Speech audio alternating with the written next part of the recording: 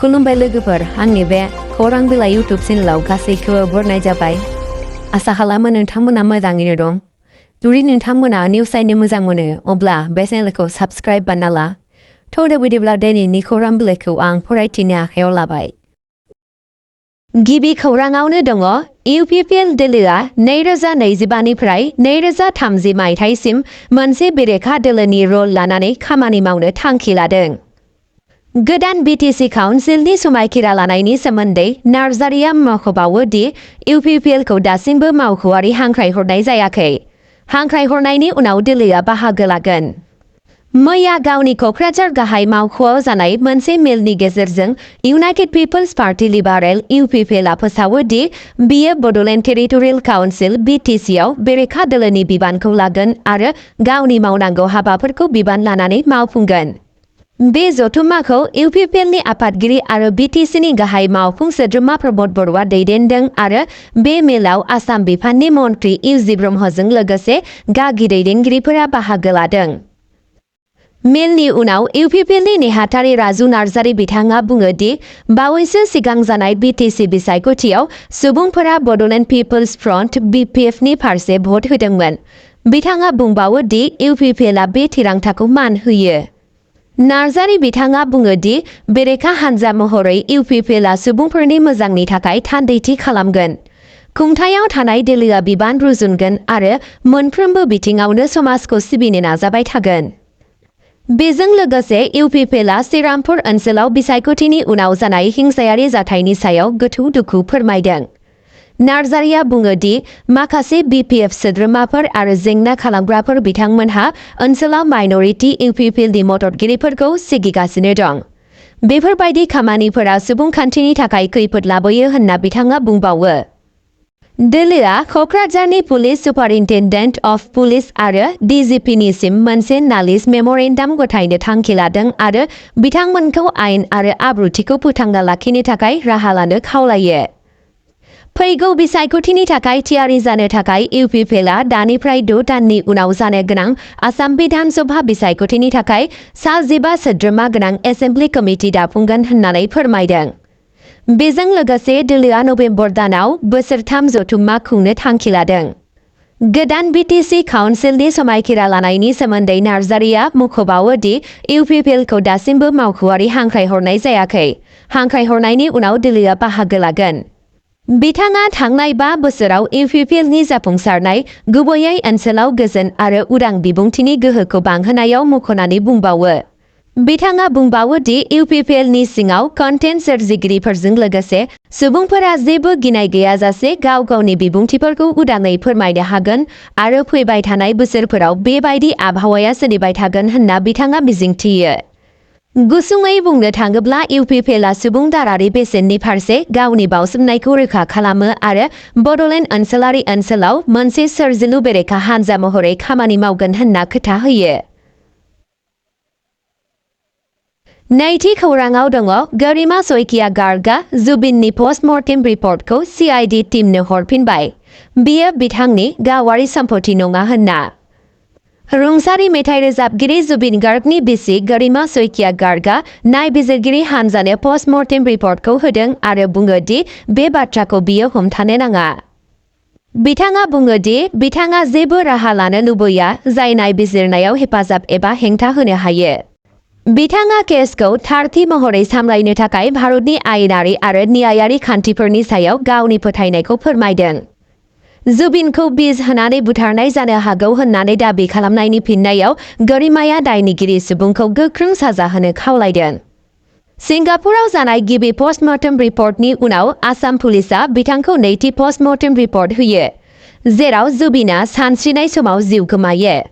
बिथांनि थैनायनि थासारिखौ मिथिनो थाखाय 9 सोद्रोमानि स्पेशल इनभेस्टिगेशन टीम SIT आरो जुडिशियेल इनक्वायरि दानाय जादों। थामथि खौराङाव दङ CM शर्मा बिथाङा बिश्वनाथनि पाबहैयाव 177 कौटि रांनि कमान्ड' केम्पखौ बेखेवो।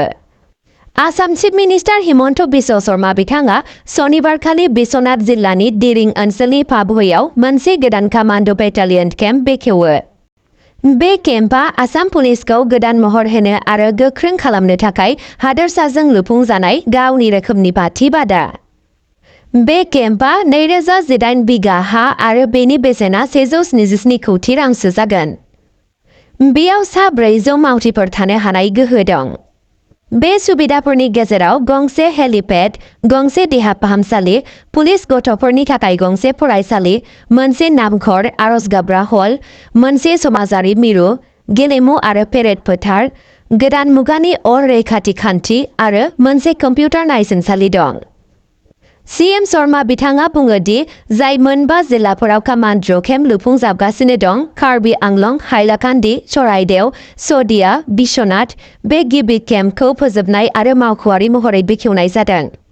बिथाङा मोनसे दुखुनांथाव जाथायखौबो गोसोखांदोंमोन। 2009 मायथाइनि 4 सेप्तेम्बराव उदखारिफोरा भिमाजुलनि साखाथियाव गाग्लोबदोंमोन जेराव सा 12 नोगोरारिफोरनि जिउ खहा जादोंमोन।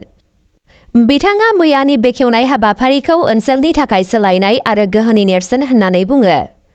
बे बेखेवनाय हाबाफारियाव आसाम पुलिस डाइरेक्टरेट जेनेरेल, जायगानि एमपि, मन्त्रि आरो एमएलए बायदि गोजौ थाखोनि मावख'गिरिफोरा बाहागो लादों। ब्रैथि खौराङाव दङ मेथाइ दान्थे-बिदान्थेजों सोमोन्दो थानाय बुथारनाय केसआव सा 8 सुबुंखौ हमबाय।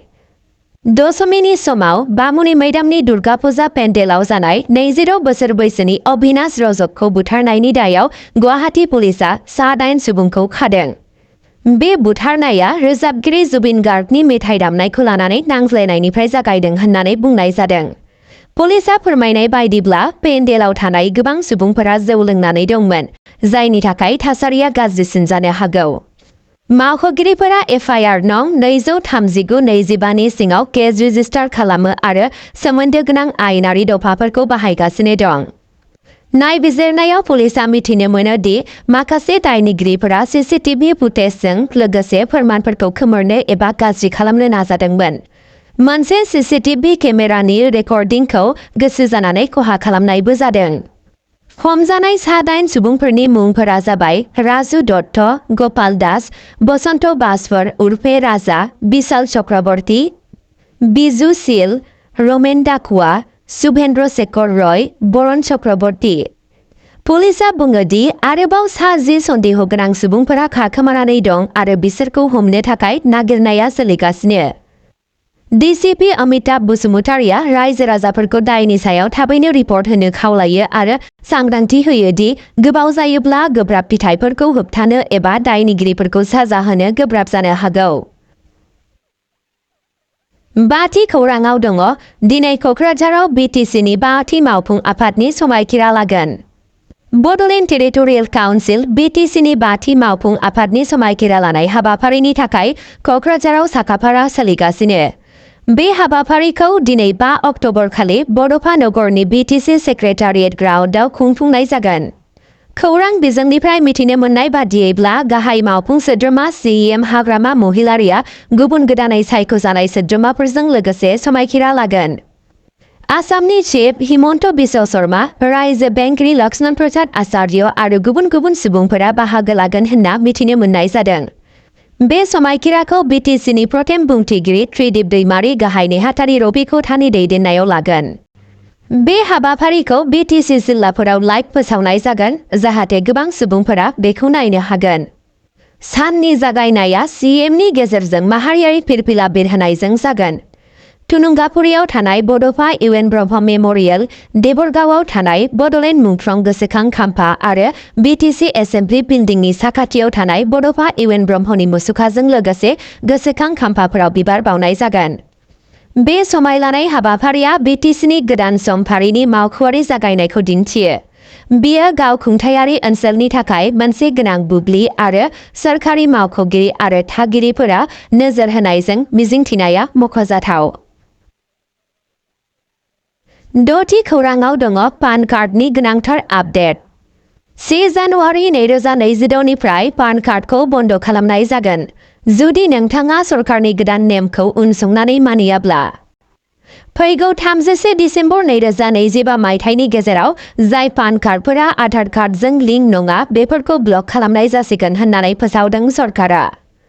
बेनि जाहोनाव सुबुंफोरा इनकाम टेक्स रिटार्न्स जमा होनो हानाय नङा। टेक्स रिफान्ड्सनि थाखाय खावलायनो हानाय नङा एबा गोनां बेंकिं आरो राङारि हाबा मावनो हानाय नङा। सेलारि क्रेडिट्स आरो एकाउन्टनि लेनदेनखौबो होबथानो हागौ। बेफोरबादि जेंनानिफ्राय बारग'नो थाखाय सुबुंफोरा मावख'आरि टेक्स फिलिं पर्टेल वेबसाइटआव थांनो हागोन आरो गावनि पान आधार होनानै OTP आरो कनफार्म खालामनानै लिंक आधार अपशनखौ सायख'नानै पान कार्ड आरो आधार कार्डखौ लिंक खालामनो हागोन होनना खौरां फोसावनायखौ मिथिनो मोननाय जादों। स्निथि खौराङाव दङ चिरांनि साथाम काराटे सोलोंगिरिफोरा ब्रैथि किय' नर्थ इस्ट काराटे चेम्पियनशिप 2025आव आसामनि जानानै गेलेगोन। चिरां जिल्लानि साथाम रोंगौथि गोनां काराटे गेलेगिरिफोरखौ ब्रैथि किय' नर्थ इस्ट जन काराटे चेम्पियनशिप 2025आव आसामनि जानानै गेलेनो थाखाय सायख'नाय जादों। बे मानगोनां हाबाफारिया 10निफ्राय 12 अक्ट'बरसिम अरुणाचल प्रदेशनि इटानगराव जागोन। सायख'जानाय गेलेगिरिफोरा जादों दिगना बसुमतारी, बिदांसि मुसाहारि आरो तरिमा सुल्ताना।